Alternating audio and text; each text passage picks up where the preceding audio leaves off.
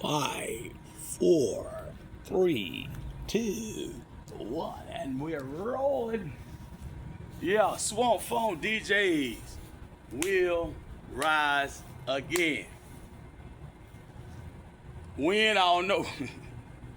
Send your donations. My Cashapp is down there.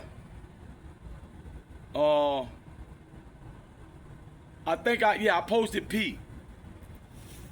I'm labeling my post because it's the same title. Active Moors, Active More. By the time I finish this introduction, I'll forget why I started this out. Active Moors, Active More. I have 2 named that without designation. No letter, no number. It's 2. Then I started on the 3rd is A.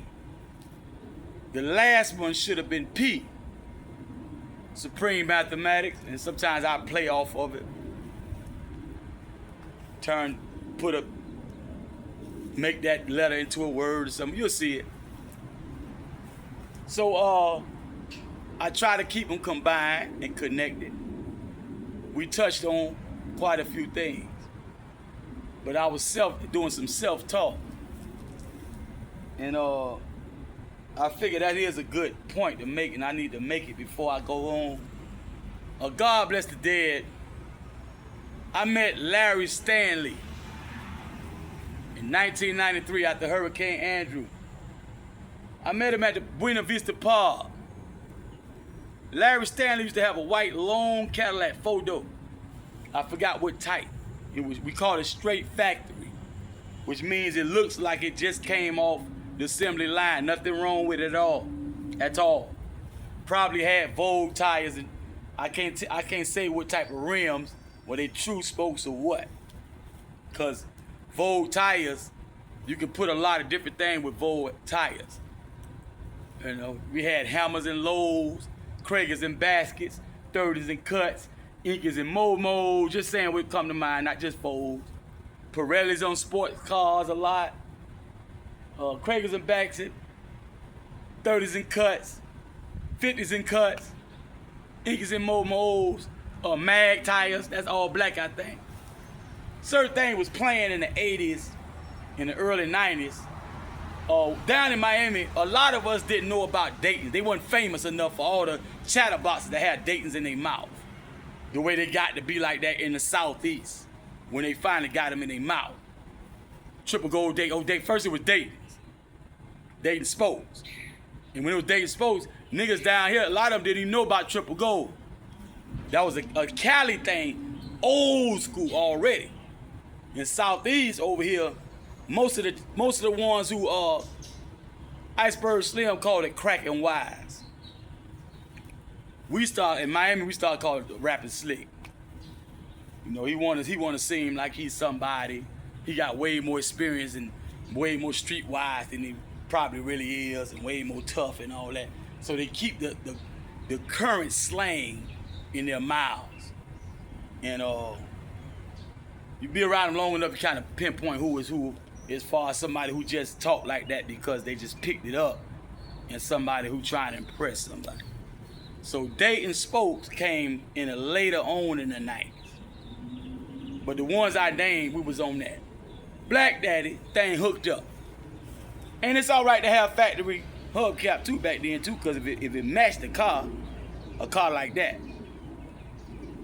And I'm talking about that car because this all helps the impression I got. Larry Stanley, we call him Rizm, Ism, Dism, all kind of stuff. Black Daddy, all kind of stuff. But it's Larry Stanley, according to my brother Wally.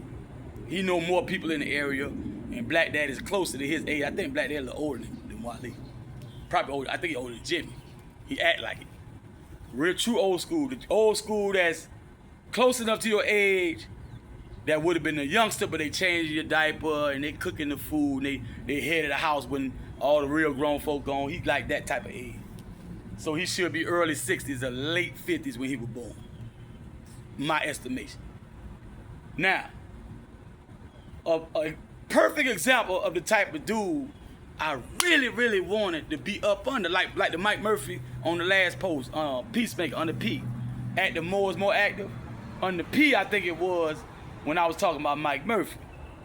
If it wasn't P, it was Cypher, 0, the letter O. I got him labeled.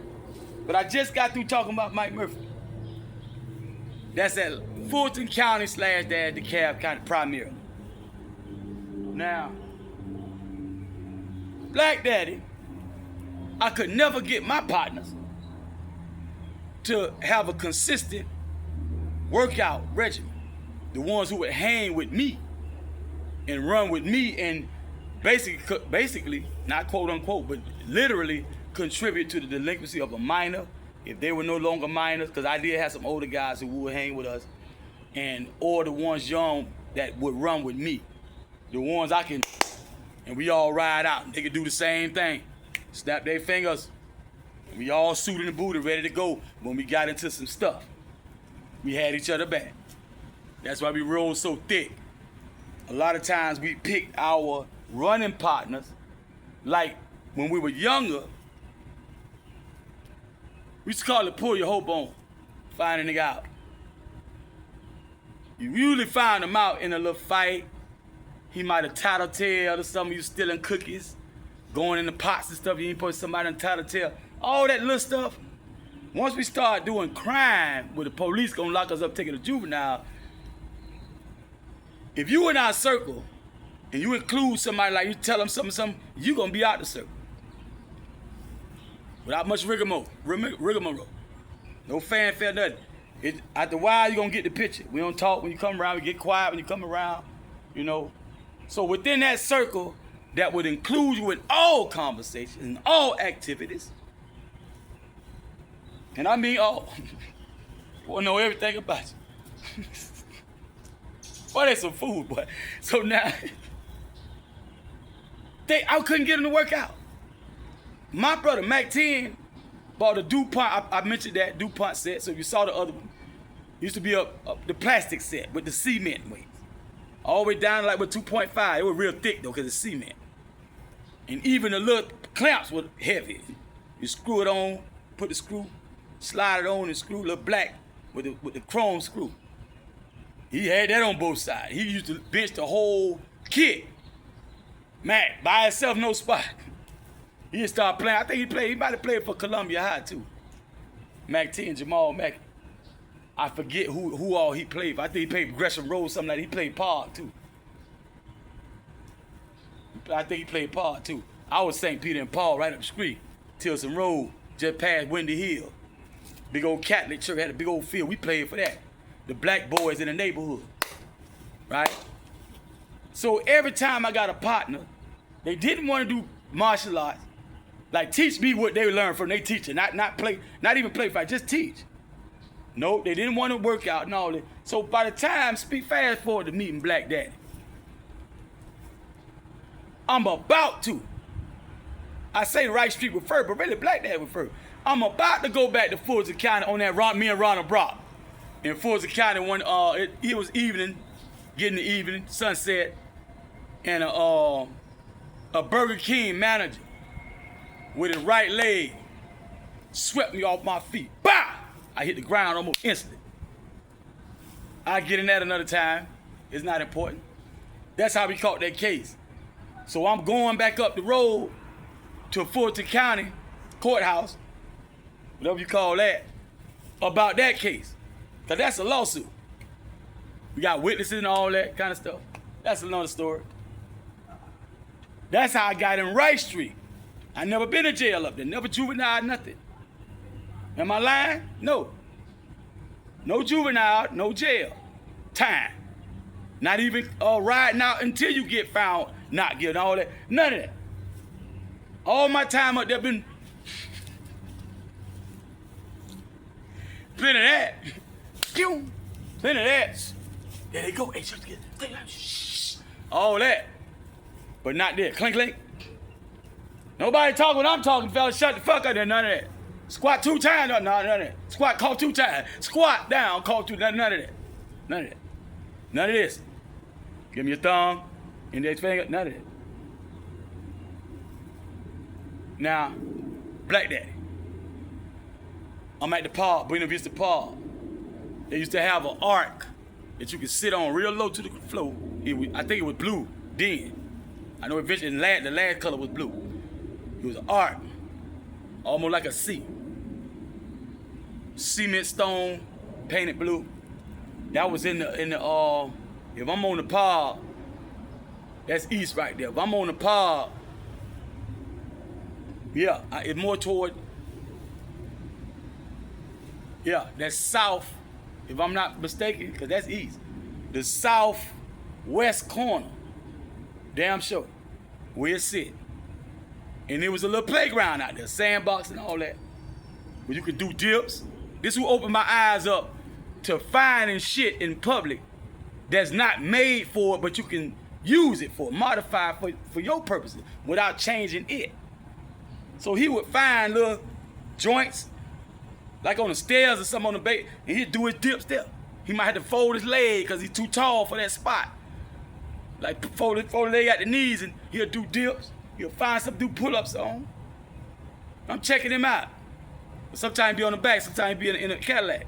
You sell clothes out the trunk. Fred for the crow clothes that everybody, all the ballers wear, right? That kind of stuff. No BS.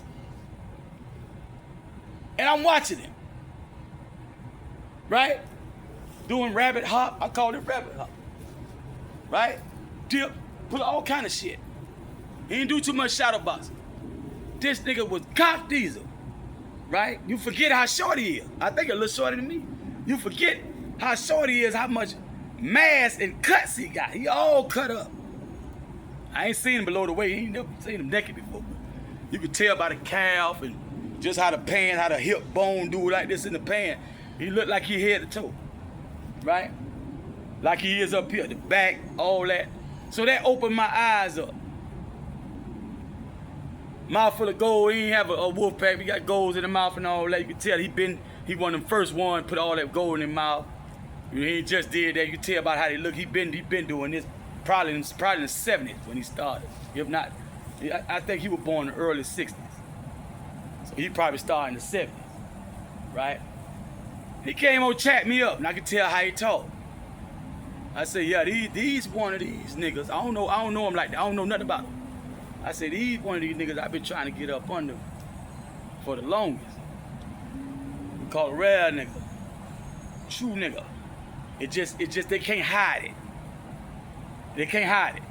It ain't about being bad and tough and mean, and it just, even when he's the sweetest, nicest person he's trying to be, whatever he doing, whatever mood he in, he can't hide the fact this a good, golden-hearted person.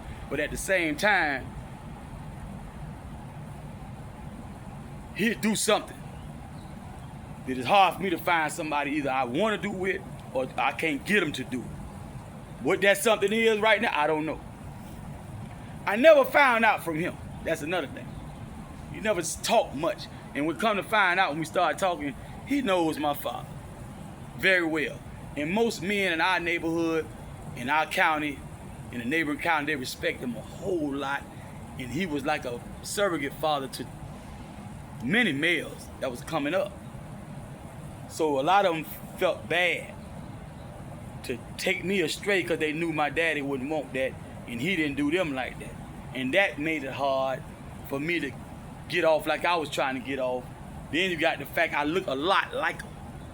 And I ain't had no hair on, hardly no hair. And that's how he wear his face. Hardly no hair here, none. He'll have a little thin 5 o'clock shadow, my old boy. So that's all they say. That's Mackie boy. I don't care where I'm at. Who your daddy? Jimmy your daddy? So I'ma stop. From like, I know what stardom is about because who my family is. Not just him, but he one of the big stars. As far as like real Hollywood plus hood. He both. Ella Fitzgerald, Dinah Washington, Sammy Davis, with every ring on every finger, real ring, diamond, real diamond, walking around over town. When they're way more classy. All the stars, when they come to Florida, they gonna be in Sir John Hotel and all the other places that drew the nightlife and all that. My maternal grandmother has pictures of her and Luke Skywalker, like grandmama or mama somebody, some other people, y'all don't know them, that they somewhere in Overtown. And matter of fact, they used to live down there by the shotgun house, by the hall, Longshoreman Hall, before they ran the highway through there. And then they moved other places and all that. So that's my old boy. So that's this one of the main reasons why I can't get off in Miami. Because when they put me in the car, some of them had dog boy. We call that dog boy tent, like limo tent. But I'm gonna have to get out to do regular stuff. Go get a water, go get a guard at the stove. And the DT be sitting there, or uniform officer see that's Mackie boy. Automatically, these niggas been going to juvenile and jail, and they know them too. What they doing together? Especially once they start copping certain cars and wearing certain clothes and getting certain charges. Automatic. That's probably a pull right there. Probably get pulled over right there. And they want to go through the whole rigmarole. They gonna search everybody. They gonna search the car. They might pull out the jackknife, cut seats, gut them. If the seat can come apart, might take the seat right on the side of the road. Yeah, everybody sitting on the sidewalk, handcuffed on their butt, with the K9 police deputy, to be sure. With the little thing that turn a certain color when you test to see what is this substance. It come back, ooh, that's this color and that color. Ooh, that's polka dot. Boy, you know what you can get for that. So they know. That was one of the main things, and I figured it out. I didn't like it. I didn't want to accept that probably is what it is, but it was always there as a possibility of why I'm getting passed over, why they marching on from all the hangouts from, you name it, South Miami, wherever I'm at, up to Miami, in the Broward, wherever I'm, that's mainly I was Dade and Broward, mostly Dade, right? And I didn't like to go too far from the house either. I handle my business, and when things get rough, when the rough get going, go and get rough get going. So I had to stay with the drop boys, cause I ain't have my daddy, my older brothers, people like uncles and all. They not finna sit here and tell me where I'm wrong at when I know it's time to go from my call. Right? When I say it's time to go, it's time to go. Ain't nobody finna talk me out of shit. So I only play like that with people who I know, who gonna go, or they gonna give me a briefing and look at me in my face. And I know to hold back a lot of bullshit until it get to the point, more than likely they gonna go. I don't do petty. Now, so that's drop boys. Primarily Miami Mac, the brother that's just next to me. Got me about 3 years. Baby boy Norris Walker, right? God bless the dead, Ricky Gonzalez. And you got others who they could gather up, depending on how serious shit is. You know, they can get quite a few people to roll with them. And so here it is, Larry Stanley. We call him Black Daddy. I'm just meeting him, and he being like we really meeting each other, you know. So I'm like, boy, this might lead to something. So I'm just there. I'm always calm, cool, collected, and quiet. I listen, do more listen to talk. And when I was young, I used to always look down.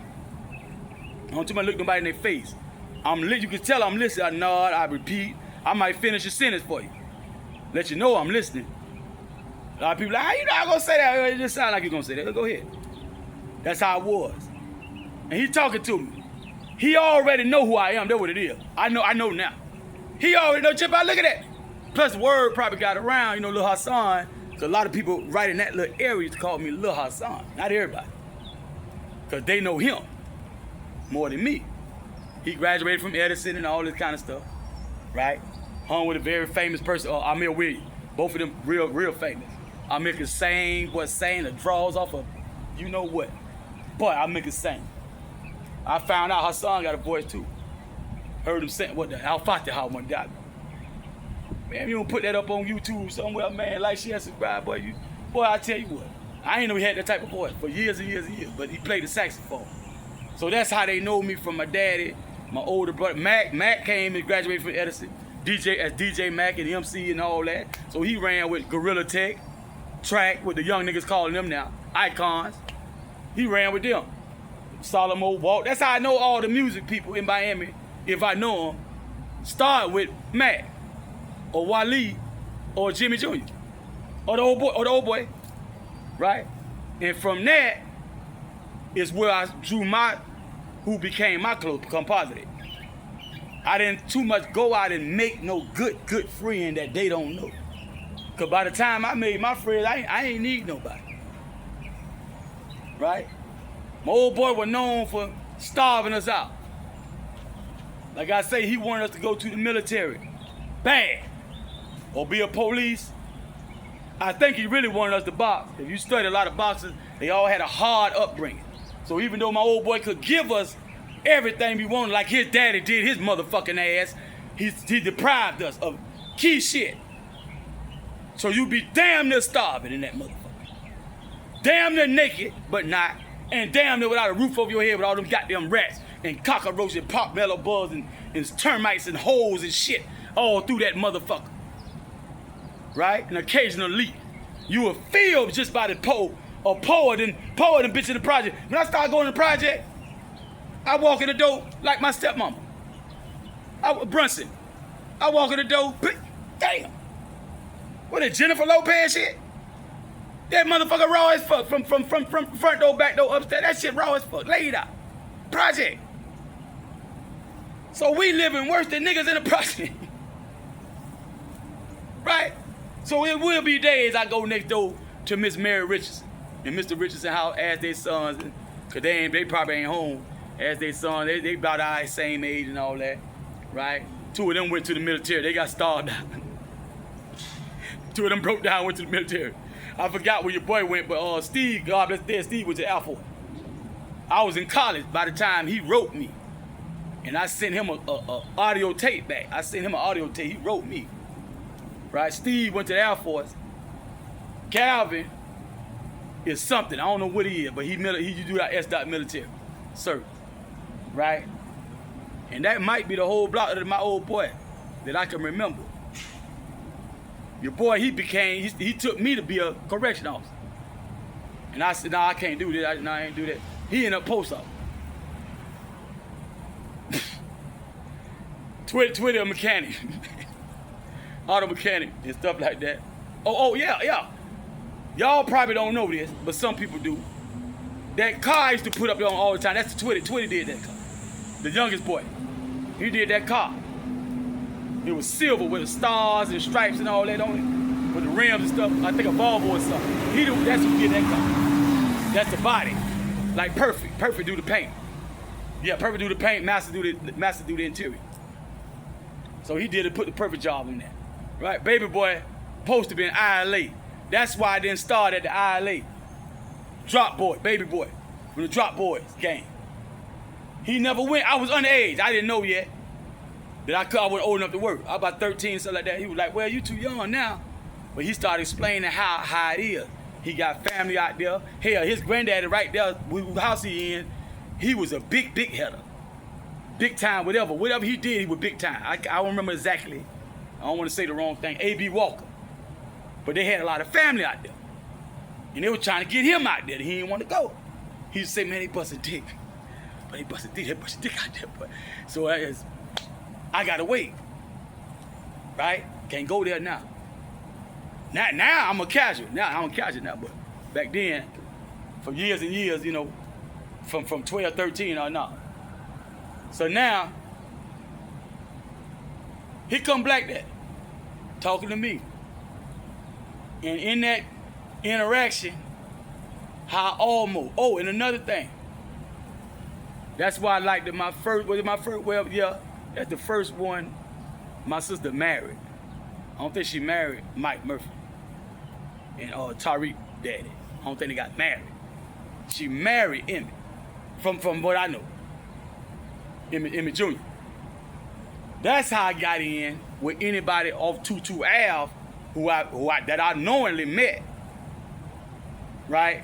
And if I met anybody that dealt with Tutu Ave, the Tutu Ave players, not the Avenue, the Tutu Ave Avenue player gang. As far as I know, I met them after meeting him. And when he told me he was from that area, he didn't really say it like that. But I know with the ass, when he told me the street, the Ave, I was like, Tutu Ave? He like, yeah. He laughed, he looked at me. He laughed, he said, yeah. He just kept on talking. Hold on, wait, Will. He telling me. And you know Tutu Ave player? He was like, yeah. I told you. I already liked it. When I first met, I liked it. Kind of like Black Daddy. And he was a star basketball player. I didn't know that yet. High, some shit. Right? He was a star basketball player. They thought he would go to the pro. I liked him when I first met him. Dawood brother. Dawood brother. Dawood helped raise us.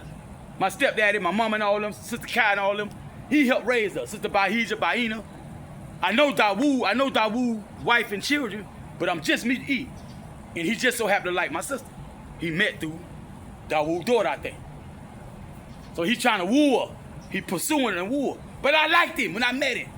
But when I found that out, in the back of my mind, I said, no matter what happened, come hell or hot water, I gotta try to stay connected to this nigga. I'm trying to get with people like that, who he either, I don't know how tight he is with them yet. So anyone I met that come to find out they won, it was because of him. Right? So now, yeah. Bree just born not too long for that. Bree ain't too long, too old. Right? The girls ain't here yet, because that's they dad. Right there. They ain't here yet. He just me, just wooing her. Right? Wooing her he pursuing, I don't think he's schooling. And so anyway, Black Daddy. So far as I can remember, outside of a few people I met right on my block, Black Daddy one of the rawest niggas I ever met. He like a James-O. A Yank, but he like a James-O. James-O is O. He like a James-O. On steroid. Not steroid like this, but as far as what he can do, what he has done, what he will do. And it's oozing out of the pore. He can't even hide it. Right? I see it devil horns and his halo. Goddamn.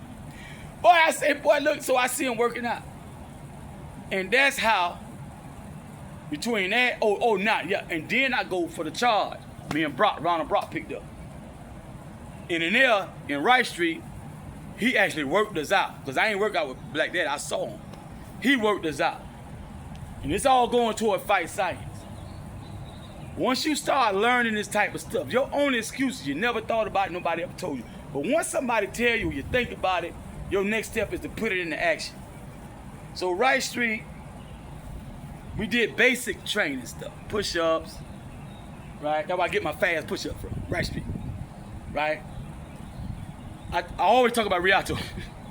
So like this, right? Before I knew to call it Rialto, because we used to go to the theater Rialto and watch all the Shaolin, all the movies stuff. They go there to see karate movies, and they're fighting them. All the big niggas be fighting, a bunch of niggas in the theater, going on, wilding. It'll be a bunch of niggas fighting them. You can't even see right. All the girls screaming and shit, the kids ducking and looking and peeking, trying to see which way to go. And they used to fight like a motherfucker. We look. We like 6, 7, 8. I'm 6, 7, 8. Right? It's the 80s and late 70s. Like that. But on the screen, they doing all the Washide, Eagle Claw, and all, they talk about it. You have no match for my all that job. With Green Eye Stan, Black Spade, Baby Spade, be talking about Ron Van Cleef or something like that, Black Dragon. That time period right there. So now, I'm talking about Rialto, but Atlanta, he was like, hold up.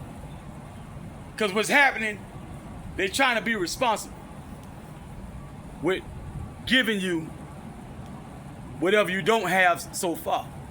Because you're already in jail, especially in jail. They locked in there with you, tell you probably turn on them, and so on and so forth. They play a lot of games in jail. They'll play right up under you. Next thing you know, your best friend be the one to kill you in that cell. Not later down the line on the street, in that cell. Who you thought was your best friend, plotting on you the whole time. They play games in there. The best preacher, the whole Bible study and all that, be the one to kill your ass in that cell. They play games in there. Get to the church sometime, out the cell to the church, the chapel, just to find a nigga and fight him. Stab him. You gotta watch it in there. So, we didn't get around to the 52. All I know It knees and elbows, shawty. If I want to say a nigga ever told me about 52 when I was young, all I know is knees and elbows, shawty. And I know most people, when they talk about it and do a demonstration, it usually be this. Some of them might do this fast, right? And they doing a little more than that, but that's the basic. Okay, well, I gotta just fall back on what I know. And I've been bowing, you know. I just don't know all these different types of things. I haven't seen a practitioner really do certain things yet, right? A lot of shit I ain't seen yet. So now, even watching the movies and stuff, cause so much shit happens. Sometimes they might have 30 fights at one time on the screen, because they have a big old field. They had them funny little straw hats and stuff, jumping over the building and shit. I'd be like, they can really do that? And everybody looking at me like I'm stupid. I'm trying to figure out, because some of that shit is real. I can see that common sense says some of that shit will work.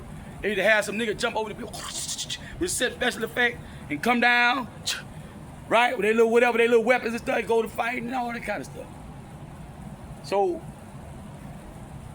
ain't nobody breaking it down on the fight tip. So when I get to Rice Street, this is my first time doing time. So I'm gonna turn that shit into a gym. Do my time, not let my time do me. One of the main themes of what I'm saying, but only if you're doing time. This thing go beyond jail. You might never go to jail. We talking about fight science, the mindset of stop having all these excuses. Especially fight. I ain't gonna say no names. But in my Sanuki's real jiu-jitsu class, we had some bad looking people in the belly. But that motherfucker moved like lightning. I done seen him do shit. I wouldn't even try. I've been hit myself in the face, poke my eye trying to do what he did. But he did something like this one day. Lightning fast. Some shit in that flavor. And you can hear it. Tiffany McPhee used to stay where Jonas used to stay at. Kendrick mama them stayed at. They moved Tiffany McPhee, Bushwick and all them. Her mama had a partner over there. He did a kick, like a partner of mine named Sheldon, God bless dead, straight up in the air. You can hear it. You can hear the cloth he was wearing. Just sounds like a karate flick. Right? Sound like something blowing in the wind or something, like a flag or something. He did a kick straight up, and he's standing straight up. He ain't lean or nothing. That leg went straight up and down. Quick as it went up, quick like a bolt of lightning, went right back down. And he's standing around Raj Big. Right? So you can't, when it comes to fight, it's very important that you, if nothing else, you know you can do the things to enter the guard, close the distance, get out of there, do the movement. Sometimes you might start slow. If you know you're loose and all that, you might do it all fast. But do the movement. See where you're at. You know. And like I said in a recent post, you should take some boxing. Because it's very straight to the point. Especially the basics. Especially all that advanced stuff is based on you knowing the basics and to fall back on the basics just like that. Because sometimes that's all you need. To fix that little problem right there. Quick! Before it be your problem. Right? We talked about the jab being the main thing. It's different types of jab. They have different functions, but it's all the jab. Right? So Rice Street, we had basic training, and I got moved before he could start the karate stuff. He didn't ever, the Atlanta guy. In Chicago was there too.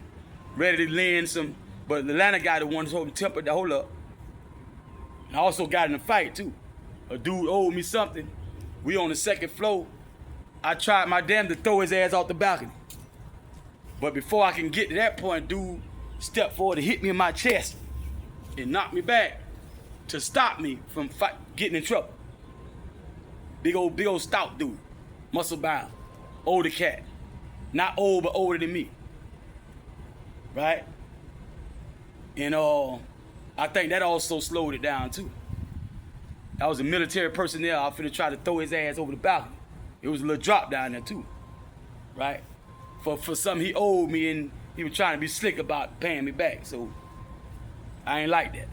And I was already full of fire, mad as hell. Been tried since I was like this. I let a lot of shit pass. After a while, you gotta find something to get that shit off you. We tell you be patient, be courteous and all that. You need to be working out, swimming and all. Do something to get them endorphins released in your mind. You said don't have to smoke no reefer and snort no coke and shoot no goddamn dope. Because exercise, sweat, sunshine, fresh air, activity. Before you know it, you ain't smoke one joint, ain't pop one pill. Ecstasy and all that. Get active. Get some sun, get some fresh air. Right now I'm barefoot in the grass. Ground, you touch trees that's deeply rooted in the ground. Chief Rod talk about putting your feet sole on the ground, put your butt on the ground, and your spine on the tree, and ground like that. I seen Cyrock, tree hugging and putting the palm on the tree, standing there and all that. Get into nature, get somewhere quiet, you can hear the birds and all that. Sometimes you do walks. Be careful about how you do that. Pit bull just mauled to death her owner, the female owner, for 20 minutes straight. And the visitor over there couldn't stop. They were trying to throw pieces at the dog. They were scared to try to manhandle it because the dog was mauling that chick in a little, I think, apartment or condo or something. They said she was trying to put him on the porch. She owned the dog. And it's August too. That shit, they call it the dog day. When I was growing up, dogs usually turn when it get real hot on their master. The worst dog that you want to do that is the ones that for protection. Those the type that turn more than anything. Rottweiler, boxers, Doberman Pinscher, Pit Bull, Purple Tongue Child. Did I say Doberman? It's stuff like that. Right? Then you got the bigger one, the Canary. Yeah. I say every owner of them dogs supposed to stay strapped. Supposed to stay strapped. At least some bear spray. If you ain't got that little 32, something like that. Some of them dogs, you probably need like a 45 or better. As far as the impact and the damage, you probably need something like a 44, 45 or better. 50 cal. She just so when you're doing your fitness thing, be mindful of stuff. People raping and kidnapping and stray dogs. Not stray dogs, but loose dogs that belong to somebody. Sometimes they'll have them, but they'll run away. Come fucking with you. Right? But this helps you. Lots of water. Especially in the southern states and where it's hot. Lots of water. You should start your day with citrus fruit and water. You got pineapple, grapefruit, lemon, lime, oranges, tangerine. Those are citrus fruit. High in citric acid, more so than other fruits. You can have that, just that. But if you study fruits, you know certain ones enhance certain things on you. Health-wise and beauty. They go hand in hand. So now, Black Daddy, open my mind to that. Now, I don't think I asked him to train me back then. I was just chilling. But I peeped game. So, being in Wright Street already, around that time, I think after I saw him, but I come right back to Miami. Because I came out here to live in 93. That was after 93 January. I had to go up there, handle that, come back down. So now,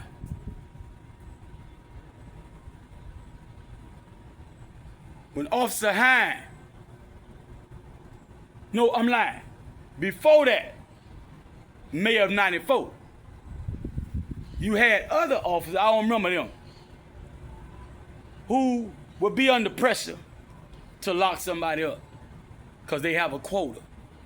So many times what they'll do, they won't become Action Jackson and all that. What they would do, Denzel training day, what they'll do is do petty shit. Lock a nigga up for some shit, he'll beat it anyway, but you gotta go through it. So those times, 21-day arraignments, pre-trial might have let me out, drop the charge in pre-trial.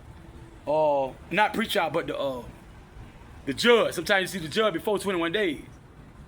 Not necessarily pre-trial. The little team, see, pre-trial will get you out. It's a team that'll work for you, get you out, right, within days. But then sometimes you'll go see that judge to talk about this A form that the clerk and all them done passed to him, and he might let you out.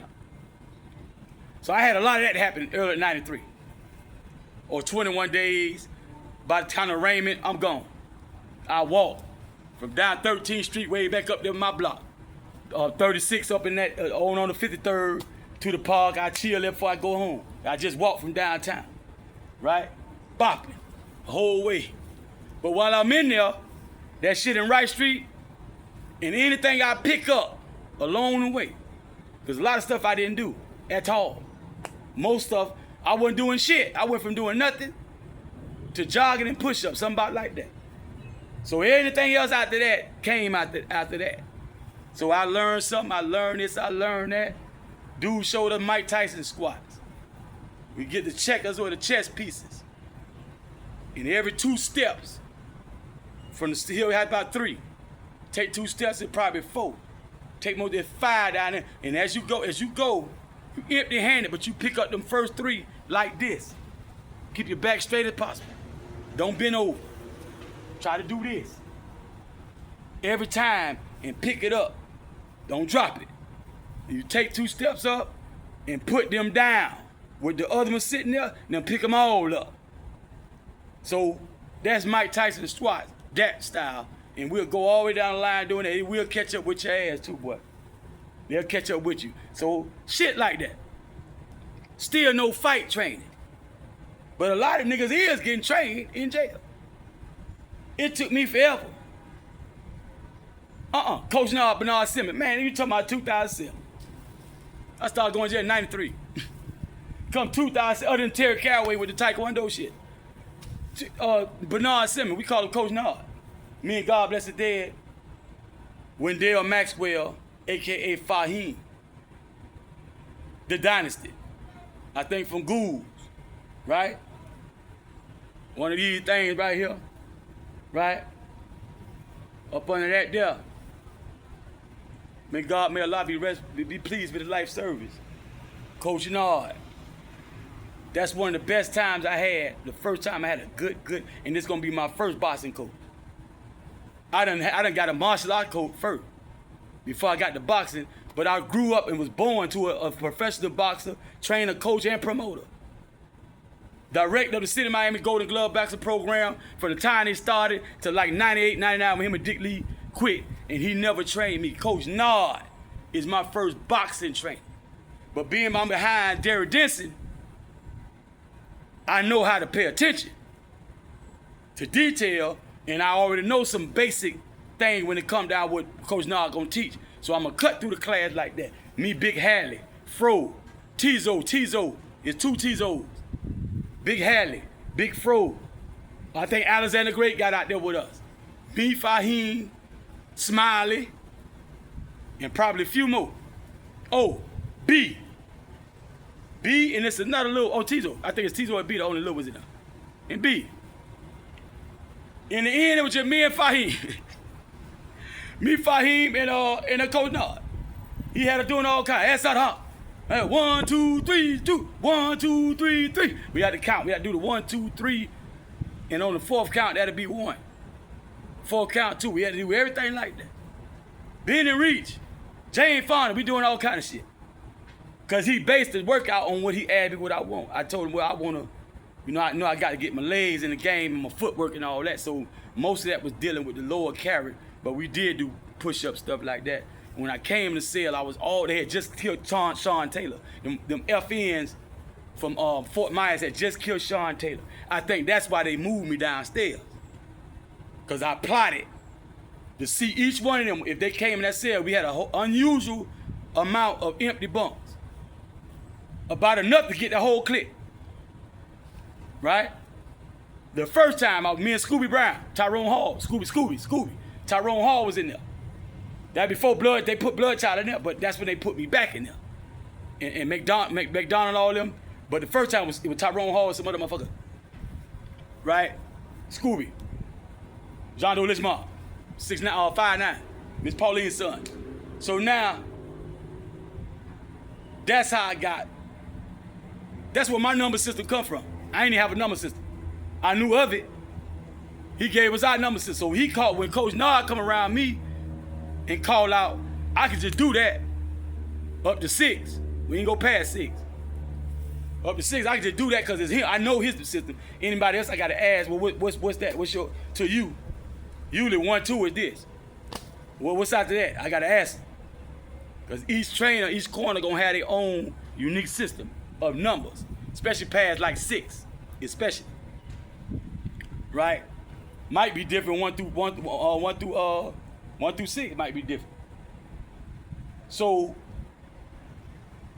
do your time. Don't let your time do you. The free world is doing time.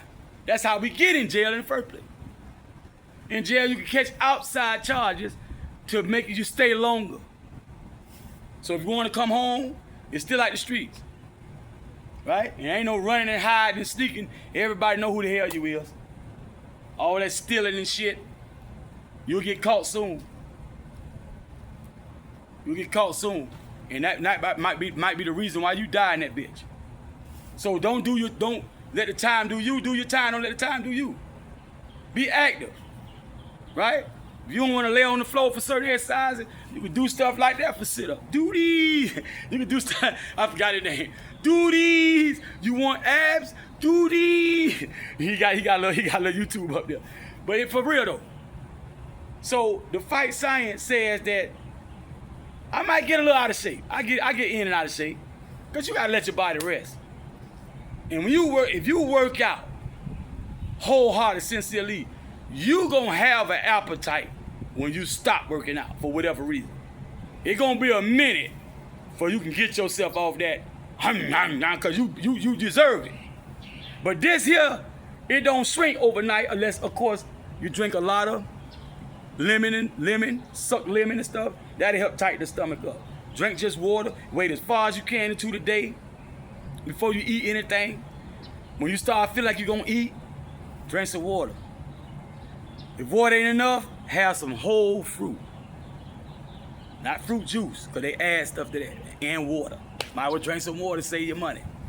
Whole fruit is cheaper and more nutritious. Some of that stuff you need bad to knock that jive up out of you. Shit it on out. Might shit on yourself sometime, but hey, the most beautiful people in the world shit and piss on themselves all day long and call them babies. And we hold them like this and we clean them off. Don't let shame,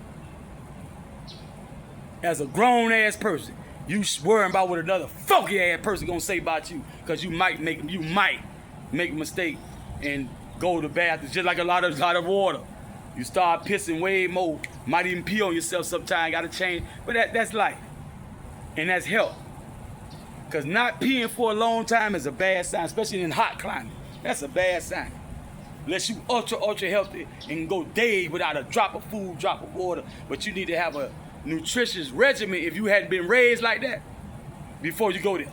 Especially in America, we got the worst diet. Even the whole food ain't whole food. You got to study to find out what over there should I have and not have.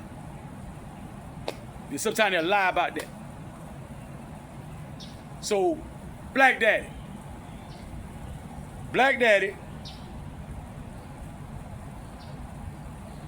I admired this man's physique and his dedication to his craft of staying in shape. We ran into each other again when Dylan Mobley put the phony warrant out on me. I was wanted I had a fugitive warrant. That's what he put, because he lied. So when I came back, that's the time period. When I first got back, 97, I had to go to prison and all. Rothenberg sent me to prison. That's how I got my zero. Rothenberg, lying. Faked up the lie detector, Slattery and Associates and all that. George Slattery, Senior, or whatever his designation is. And that's the first time me and Black Daddy worked out, around that time, 97.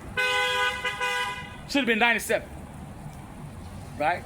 So that's where I get my jogging style from. Him and Wright Street.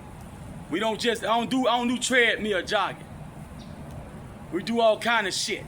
And now the minute I learn more fight science and boxing and stuff, when I jog, right, I get around the object. It's one object off camera, you can't see it. But it's straight up and down, and I can play kick at the ankle and the shin and the knee. I can kick at the groin area, I can kick in the stomach. I can throw high kicks and high punches. So in my jog, I incorporate what you would do on the body bag in a kickboxing gym, where you can kick the bag. Just don't hurt myself. Just, because it's not so much as the impact, it's that too. Keep going. But also your form and your balance and your structure and your timing and all. You can do all that without making real contact, without getting all kind of blows in a sparring session upside your head and in an amateur fight or professional fight. You can learn, when you see, let me make this point. When you see somebody like Sugar Ray, Marvin Hagler, people like that, don't think they ain't hard-headed because they the one got the championship. They hard-headed too. They make mistakes too. But what makes them great is not what they do in that ring so much as what they do in their training, and nobody is touching them. They doing sit-ups, rope climbing, rock climbing, whatever they do. That's what make you that fighter. That's it. It enhances whatever form. See, the power's in the form, right? When I get in my stand, whatever it is, Nisi go, Sanuki, we be down here like we're low to the ground, just like this. From the front, it look like this. I'm lower than this though. If you at my lateral, horizontal, I'm in the same, right? But I'm way lower than that. In a real low crab or horse stand. That's how fight stands down. Nisi go Ju is like this. Boxing is like this. One of them is like this, right? Philly guard, kind of medium, a little higher. I can do this here, square up, right? Windshield wiper, get on the outside and do things. So when I run, because I don't have time to do what a prize fighter does with the heavy bag, and you got a teardrop bag, you can do uppercuts on them, but you can still hit it straight up and do hooks like a teardrop. Hang about this high in the air. You got the one against the wall with a little cuff here, you can do uppercuts on that motherfucker and do hooks and do what you do in a heavy bag. See, I ain't got time to do all that. So what I got to do, I'm gonna put it in there. So I be probably some weight training, because I got injuries that physical therapy taught me. My physical therapist that I had over the years taught me that some of the, because I was trying to get painkillers. And Dr. Juan O'Hare wasn't happy. Peggy and Lulu, way out where they weren't happy. Peggy and Lulu cussed me out one day. Oh, Giovanni had one conversation with me at American Care, called up Dr. Juan O'Hare and said had a whole different opposite conversation. Got me looking like I'm doing fraud and all that, but I got injured, go back, I was 9 years old, hit by a deuce in the quarter. Bing! But not a deuce in the quarter per se, but a big ass iron pimp. Photo. Bang! That bitch knocked me up, and I'm 9 years old. 54 Northwest, 5th Avenue, by Fox Store, where Willie them A-Rap, Willie them got. Or if they sold it, Willie them A-Rap, Willie them had it. That bitch knocked me up in the air. I had just been walking to the street and looked both ways 2 times in each direction. It was a lady in scrub, white scrub, with 2 children. And something told me that asked to help me cross. I know how to cross the street. I'm 9 years, I know how to cross the street. They look both ways across the street. So I didn't ask them. I didn't go over there. They on the west side of 5th Ave. I'm on the east side. 54th right here. I looked both ways at least twice for each direction. Nothing coming. And back in the day, you used to fly on Biscayne, 3rd Ave, Northwest 3rd, and 54. They used to fly. Coming from way downtown, driving like that. Because the police still be knowing who that is. And the Mercedes and B, they be knowing that's them spoiled kids get to do the F they want to do. Get a 5-star hotel and tear it all up. Because they know, well, we can just charge that to the credit card. Drunk driving, you name it. So now, I believe the car that hit me was idling on the side in a line of car. If you ain't nothing about Florida, places like that, a lot of parking right there on the side of the street. It's enough room for a car to park, and you still have lanes where they can drive clean up and down the street without touching those cars, but they right off the side of that car. But when you get out, you gotta be looking. Close that door and get out the street. Now, I believe that car was idle, and see, back then, a lot of people engine, right? If it's a good engine, you won't hear it. You don't hear nothing. Quite, even when you hit the gas, you hear that. I believe they were idling. And when I stepped out of X amount of steps, they took off. On purpose, I don't know. Trying to hit me, I don't know that, but I think they purposely took off, had to do something real quick. And that's how I got hit. So I get knocked up in the air. No cars were coming, mind you. When I'm in the air, cars flying, shoot, shoot, shoot, shoot. Westbound, coming from the east, Biscayne way, Miami Ave. We on 5th, Northwest. I can tell by the time I hit the ground, them cars gonna come and run my ass over. If I don't hit it head on, I'm gonna hit the ground, and they probably don't even know I'm in the air. I'm a little 9-year-old. Beep, I'm in the air. They flying, woo! So I angled myself on the way down to catch the bumper of the car that hit me and held on. That's how I got all these scars. Keloids and shit on my body. Broke my femur bone. Had damage with my knee. My spine now at the bottom of the spine is like this. And then it go back up. Kind of scoliosis this. I had another injury, the compounded. Juan O'Hare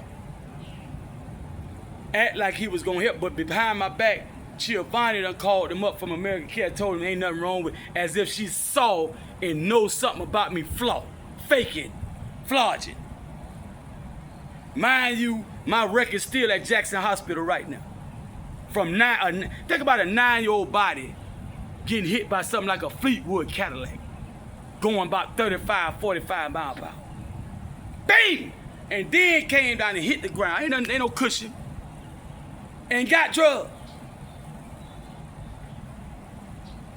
And that wasn't even the injury that really brought me into. I had a fresh injury, but I got complications from it, compounded by the new. This bougie, boule, B-I-T-C-H, called up Juan O'Hare out west and told him ain't nothing wrong with him. That's why Lulu and Peggy were so hostile toward me, because of what she had said. And I found that out down the line. Now, almost got me in trouble with the authority. Luckily, the insurance adjuster saw the right amount of damage, because that behind a car was involved. They saw the car, they saw what caused it and stuff. So that add up. Well, the cause is that. The car, that type of that, yeah, and he's going in such and such, but yeah. So the insurance never affected, what it was, Geico or Progressive or something at that time. It never affected, they didn't, because they'll ring the alarm too. And be like, oh, this man doing fraud. Fraud a big thing these days. So she couldn't have gave them true details. She had to say it in a certain way to make them think she observed something. To know I'm flogging, I'm faking, I'm doing fraud. So my physical therapist that I got, because it is insurance claim. So under that insurance and all that, I got my physical therapist, and they taught me certain things about my injuries and how you have auxiliary muscles, which I already knew about. But for my particular injury, they highlighted which ones they were and what to do to not aggravate the injury, and at the same time strengthen the surrounding auxiliary muscles so that that part won't have to work so hard. And that take away from the pain, because my particular pain had a lot to do with it not having much help, like chicken leg. So now, all that to say, in the fight science, we can work out. We can do a lot of things that the guys do, minus in the sparring, in the fighting. That ain't shit. We all did that. Go in there, somebody might tell you, well, no, wrap your hand. Oh, you wrap your hand. Oh, well, you need a mouthpiece. Someone tell you get fitted like football. You get buy one, heat it up, boil it, bite down on it, put it in the freezer. Now it fits you. Hand wrap, right? Y'all, little boy, you put on headgear. And then watch. Everybody did that. Who did it? That didn't make them great. That's a small 0.000 something percentage. If you listen when they training you on everything else, minus the spar and the fight, next time you see a person, and I know you got the common sense, because most people have no common sense to fight. When they got to fight, I was a little boy too. In kindergarten, pre-K, first grade, I seen a lot of people fight. That's green to the science of fighting. Training. A lot of people can fight good without a teacher. So I know once you start getting taught and showing what exercise to skip rope, all this here, rhythm bag, right? All that stuff we do. Especially when they start showing you combinations, martial arts applications, and targets. Why am I doing this? Why am I doing this? Why am I doing this? Why am I doing these things? When they show you the applications, you got common sense, nobody got to tell you. If you don't have common sense, they might tell you. The kata is one thing. But the elements that make up the kata, that's it. And you need to dwell on this. Don't wait till something happens. And oh shit, I'm fighting and no, you think too much. You got two brains, you think too much. That's a Sensei Jerry Dixon joke. I got up Sensei Jerry Dixon, Professor Jerry Dixon. You got two brains, you think too much. When it's time to fight, it's time to do that. If you need to think, you might need to be back in the way. Ask, well, what's going on? Like I told you, show you that stance.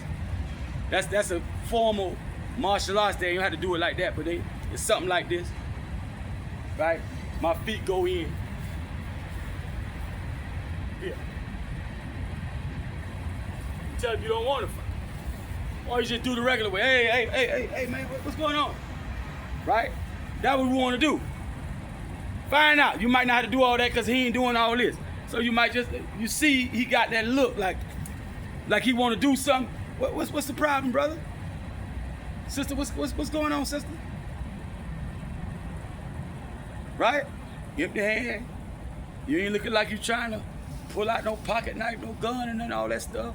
And talking slick, like you were just, and sucker punting all that just. And in Jutsu, empty city tactic, there's a lot of things I can do. Right? Empty city tactic. Like I said, I'm not getting it all that. I can't even go live till I get X amount of subscribers, and ain't nobody hit me up yet about one post. I just started putting these up here. You can see the dates. Until I start getting paid by X amount of people, whether they're online or in real life, I ain't showing no martial arts online. You go to somebody who don't care, there's plenty of them up there. I ain't putting that shit out there like that. You gotta pay me, that's one. I ain't go through the shit I went through hell. I could have got killed. I could have got my ass whipped. I could have got hurt real bad, lost a limb. I ran with gangs. I did things.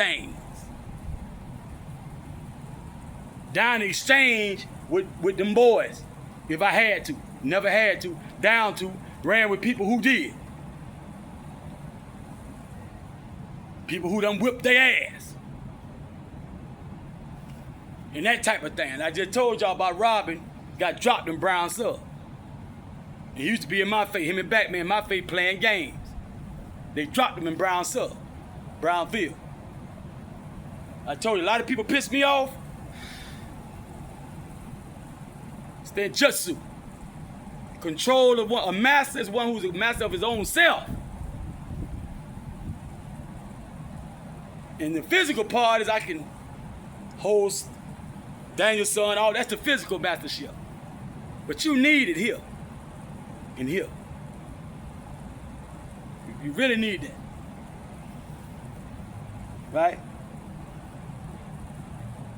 So all that to say, we don't have many excuses. I could do my squats like this. And there's other variations. I could do my lunges. I don't have to have dumbbells. No excuses. I don't have to have a barbell. You do enough without no weight, you're gonna feel the burn. You be consistent, you're gonna look in the mirror and not recognize yourself. You might grab something and crash the mirror, think somebody broke in your house. That's you, fool. A brand new you done jumped out yourself because you dedicated yourself to the craft.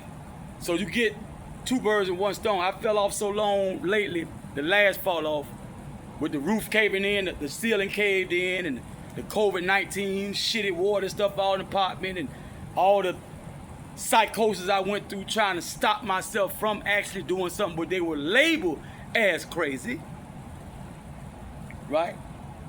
The foreign European colonial military occupiers doing this operation, Divino operation, they were labeled as crazy, right? But let me go with James Robinson, Luther B. Taylor, David Eugene Nolan, people like that on the job, landscaping, painting, and whatnot, right? Let me go in there and damage some shit. And the lady saying, hey, what happened? And I'm laughing. And finally, when they get me to stop laughing, oh, I will get it up. She called back there, hey, I thought y'all said them people will be fire hot mad. David, whoever, they probably never get another job from them. They won't recommend them to nobody. See, when you get jobs, certain jobs, you gotta think about the neighbors. Every time you do one job, it's potential you might get 4 to 5, 6 more clients just for one job. It'll take a day, a week, or something like that. How many people come up? Hey, do you do such and such? Here's my card. You growing. And people with money, they know this. They know that they putting you in the game. They paying your ass. But they also helping you advertise what you do. This the best advertisement when they see you at work, in the lawn, painting their house, doing their roof. People pull it up. Hey. You might have some on your car. They might not say nothing to you. Look at the truck, take the number down. You better not piss them people off, fumbling the ball on where they domicile. Their children, grandchildren there, and all that. Their pets and valuables and all that kind of stuff. They got saves in there. You got all kind of stuff. Paintings and stuff, priceless paint, all that jive. We in South Florida. People who have money here have money. So the same respect I give when I'm on the grounds doing a job for you FNs, you mother, the same in your slums that you own, that now are priced like condos. You even call some old ass apartment condo. That's apartment, man. Used to be $200-something. I wish I just read that. Bobby Crespo gave me the exact year because he had started renting. Matter of fact, his daddy was charging him rent. Mr. I guess the last name Crespo, yeah. His daddy, the Cuban. Mr. Crespo was charging him rent over there on 13, down by Gibson Park. So he know rent back then. I met him 2000. That's the 90s rates, right? So he remember the early 90s and the 80s, and they called them condo. A lot of them call them condos. Put a facade on top of trash, and now a lot of that stuff don't have to come down because they can't pay the code inspector and fire inspector keep lying about the condition of that building. It's not safe for human habitation. Don't you know? Way back. When I came back, they killed Sean Taylor. I came in 2008, like October. The same Crespo was on the beach. And the building right by his, they had posted signs on South Beach, going toward Mid Beach. Not fit for human habitation. When you look at the building, it looked good. It did. I got the eye for that type of stuff. But it said not fit for human habitation. If you posted that building down there, 20-something Street, coming up off of Washington. No, that's College. Yeah, College. College stopped. College wasn't run all the way. Ocean stopped. Collins run all the way like that.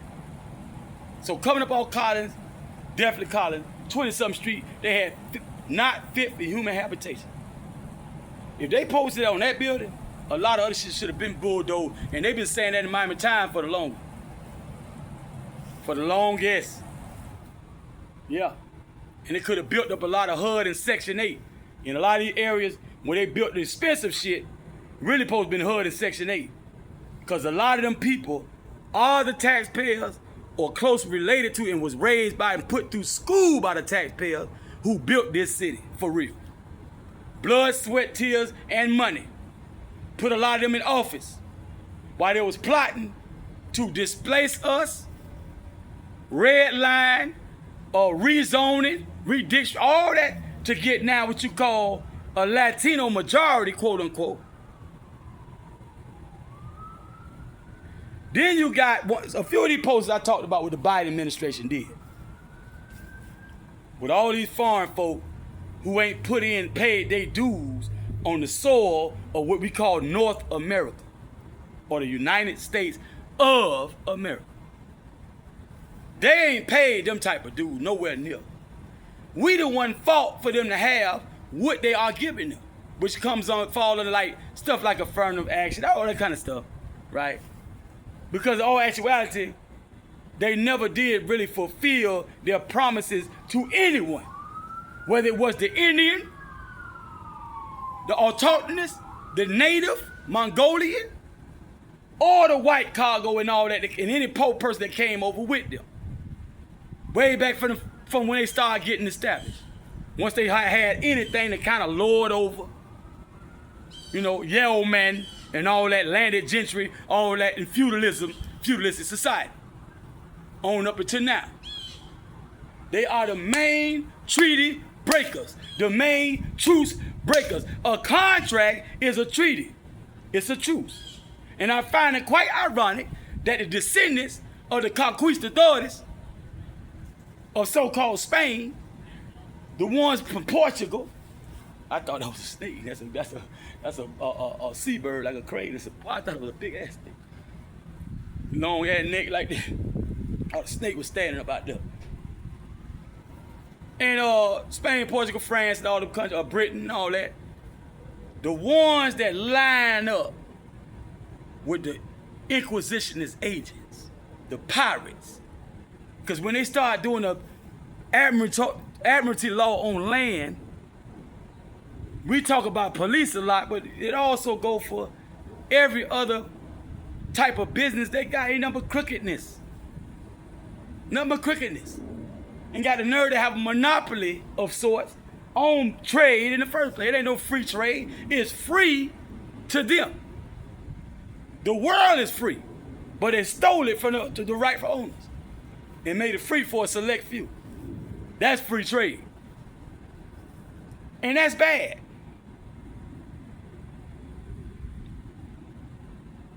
Without money, with just notebook paper, some books, pencil and pen and stuff like that, I was making all kind of cell phone, stuff like that. You can go to the library if you ain't got no cell phone, library let you use. The library for the computer free. I produced so much intellectual property and did so much business networking, it ain't even funny. My old Facebook page is still up. It go back to like 08, right? Had a MySpace from around that time. That got shut down. Twitter, I let that go.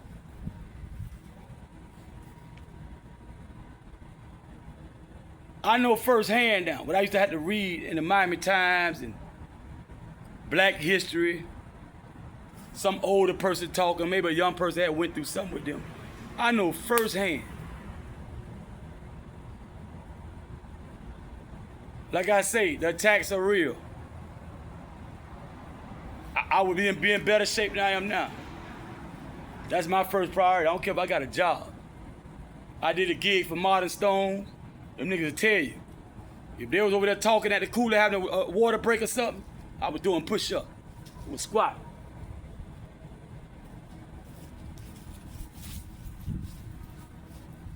They'll tell you. Landon, Brandon, all them do, they'll tell you. 38 Express. trying to get to the hall, trying to get some work, going to Naranja, waiting on the 38 at the train, at the bus station, train station. Waiting at the 38 at the bus stop. I'm doing something. No, the attacks are real. The attacks are real. The attacks are real. And it's all makes them consecutive tort feasors. Because in my judgment, in my estimation, what has happened, especially that letter to Chief Judge George H. Brown, 2008-ish, 2009, especially that letter. I noticed a lot of changes just in the energy of the atmosphere. Going to the courthouse is different. I get different type of looks down at 12th Avenue up in that area. That one. Going up there to where the files and the records at, ordering files and stuff, different. Now that I filed that particular document. And many of their agents and those who act in the capacity of an agent have been trying to passively, aggressively. Thank God it ain't directly Breonna Taylor, Eric Bell, Tamir Rice, is not like that. Thank God. George Floyd, those type, those more recent type, the Emmett Tills of today in the recent history, last few decades, right? But still, the hypocrisy of it all, to sit there and teach to me from the memra, from the rostrum, from the pulpit, whoever it is bumping their gums about the type of person you need to be, especially the man, built without hammer nor saw, knowing full well my exemplary character from the time I was born. Knowing full well no father, no grandparent, no uncle, no cousin, no neighbor, nobody had me in apprenticeships like y'all had. You old dusty MFers. You octopuses. You could put a paintbrush in one hand, a shovel over here, a this, a that. He know how to use it all. Handyman. How you got that? How you get that? Somebody gave you that. You didn't earn it. That's child's play. Because they're smart enough not to give you more than you can bear. It's just like playing Black Ops, Nintendo, all that stuff. PlayStation and all that. How them kids be focused and stuff. They know how to get to the highest level in the game. They play so well, they got to get the new game when it come out because they done mastered the old game. That same focus and attention, they were supposed to put me in all these different positions, from picking beans in the field to painting the house, wherever it is, trades. That's how they was raised. They helped build these buildings you see now that got designated status of historical buildings, some of them. And they're trying their best not to knock them down, right? A lot of men hands built that. A lot of that was manual labor, no machines. Like you see Ron Bergeron with every machine you need on his sites, with his form and that, Ron Bergeron, people like that. Nagel Bush, people like that, right? They got every machine you would think you could dream of, which ditch. All that was backbone. Grit, elbow grease. By the time I was coming up, the money they wouldn't give me was the money the schools I had to go to demanded for me to go through trade school. I'm producing semen now. I can have a child just like that. 13, 12, 13, 14. Still no type of skill training. So all your dudes out there, especially dudes, you teach your children how to fight. The baby mama and the wife ain't trying to come between you. Make sure you teach them boys how to do lawn service, even if you have to go do your grandmama somebody for free or whatever. You can take few bricks, Go to a construction site and ask the foreman, hey man, I'm trying to, he might give you a few mason bricks and some mortar. Might even throw a trowel in there. Go ahead, man. You take it in the backyard, put some plywood down somewhere, and show that man how to mix the mortar and how to stack them bricks and put that cement. All that little stuff help when that man start getting juvenile delinquent, 12, 13, 14 years old, want to call himself, he moving in with some chick about 20-something years old, he ain't but 17. 30-something years old, she got it. He bad as hell, but she got him out of jail, but now he laying up on the woman. Before he make your grandchild, and she might have to flip the script on his ass, because we ain't raising them right properly, like our great was raised. Go and start showing them stuff like that, man. Show them stuff like that. That Karate Kid, one of the best movies they could have put out. That was some real jive. People used to make a lot of fun and laugh at that, but man, that was one of the best movies they could put out in the 80s. There was a lot of latchkey kids, Jerry kids, fatherless home, and that's what we was lacking. Urban children were lacking uncle, daddy, granddad, even if they was there. But they didn't have you doing nothing. You don't know how to hunt. You ain't there over there with the hog, with the cow, milking cow, all this kind of stuff. Breaking horses. Take a wild horse from Arizona somewhere, Denver somewhere, and break them in, put the bit and bright, all that stuff you do. We don't know nothing. Tan and hide. Making leather for couches and car posts. We don't know nothing. And I come from the South. Eastwick, County Road, South DeKalb Malls, stand on land that was a farm. With Mathis Dairy and all that, they sold land out to commercial enterprises. That was farmland. Most of us don't know nothing about no farming, but that's exactly what we did, where we from. And if this reset go like it's supposed to go, that's gonna have to pick up anyway. People like me gonna have to preach it to you. This gonna make you do it. The weather gonna make you do it. Right? The animals, like they say, all the animals that was extinct coming back. Jaguar being found in North America. Not just way down Amazon, Jaguar.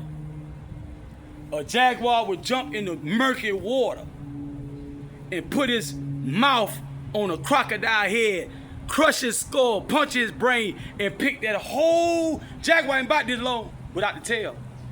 Pick that whole alligator out of his most formidable environment, which is the water, a cat, and drag his ass up out that water, take him somewhere, eat his ass.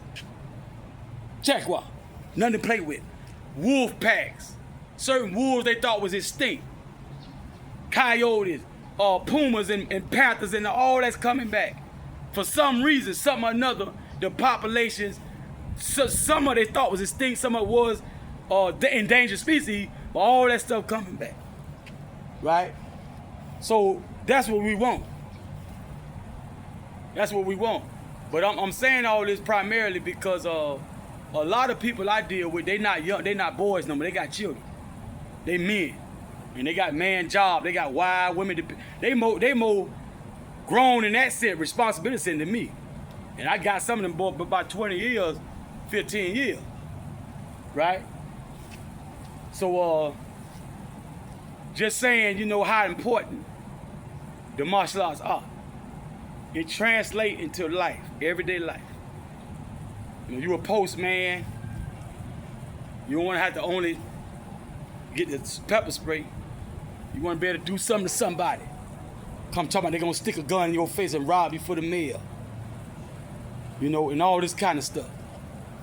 It's translating to real life, and it helps to edify, to raise your level of thinking, speaking, and interacting with people.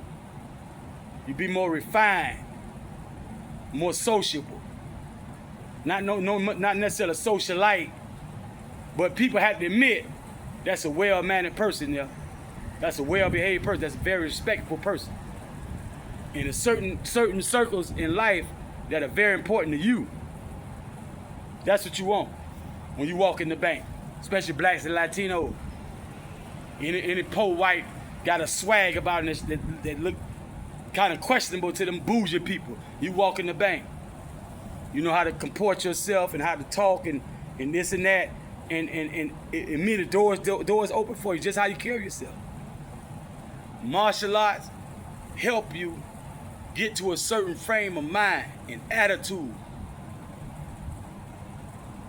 You got that tough, make no excuses attitude, you're a good entrepreneur. A lot of shit come at you. A lot of shit, Master P, a good example. A lot of shit come at your ass. But you got that mind frame. I'm gonna tough this out, I'm gonna do this. And now from year to year, every 5 years, 10 years, you're meeting them goals, business, finance. Now you can do stuff for your family. And family vacation and all this kind of stuff. So it's very pertinent, it's very real, and it's very relevant. And that's why I'm so serious about not just getting out there, showing you all this and what this do and how you can do this type of damage to a person. That's not as important as, first of all, me getting paid. Because a lot of y'all done grown up to start signing a lot, like my emails, my daddy and them, who dropped the ball. Atlanta last year, MOORS number 29, my daddy, his brothers and sisters, his brothers especially, I'm a man, and my mama and her brothers. Number one. That's number one, especially me. Born in the 70s, 80s, because now y'all got those child molestation and people messing with people's child. That's why the neighbors and stuff, oh, I remember that. All the older guys used to want to be around before we moved to Eastwick. My mama tell me, I know I'm right. I had to be younger than I was in Eastwick. I know what I remember when all the people was about in their 30s and 20s who had their own apartments and stuff. They might have stayed with their mom and stuff, but they got their little room and stuff still, whatever, basement, and they smoking bitches and hoes. Cool, Salem, I know what I'm talking about. Thunderbird they drinking, right? Wild Irish Rose. It's a list of things that I know about that clique, that age group, right? And the reason why they kind of backed off is because HRS and people like that, truancy officers and all that, they started to come more down, try to be more involved in the children, the ghetto youth life, so they can go to jail. Somebody say you looked at the child, you touched the child. Can't not people just stop spanking because your hand hitting the butt. In martial arts, they tell you, if you don't really want to hurt nobody, that's what you hit them at, kick them in the butt. If the butt got the most cushion, the less nerve. But now you spank them, they say, no, he was massage, he was getting sick, he was getting off. Because they used to pull your britches down and pat you. But now, voyeurism. Child, chest to chest of child molester. That we used to say, chest to chest of child molester. We didn't say pedophile. That's child molester. They say, all right. All the young women kicking the nigga out. I don't need no nigga, fuck a nigga. All that starting to happen. Nigga going back home with mama. All that 80s R&B and late 70s R&B, that was just on the radio. And all the lucky guys out there. Everybody else, they getting primed in real time for what's gonna come out. NWA, Ghetto Boys, Schoolie D, and everybody that came behind that. That FOB crowd. Yeah, bitch ain't nothing but a bitch ain't nothing but a bitch ain't nothing but a bitch. That crowd. Cause these chicks flip the script.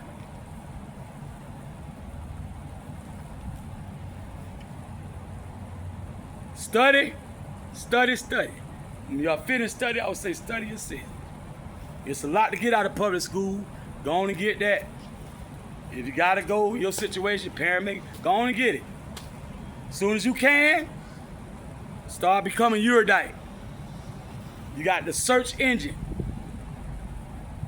Not necessarily a certain brand name, but that search engine with that little magnifying glass, and you tap it, it had a cursor blinking there, you start typing, ask questions. Oh, they got AI now, too. Ask AI questions and talk to people and go look for something to enrich your mind and make you a industrious, productive person. All right? And maybe, inshallah, down the line, you might see me online. But not yet.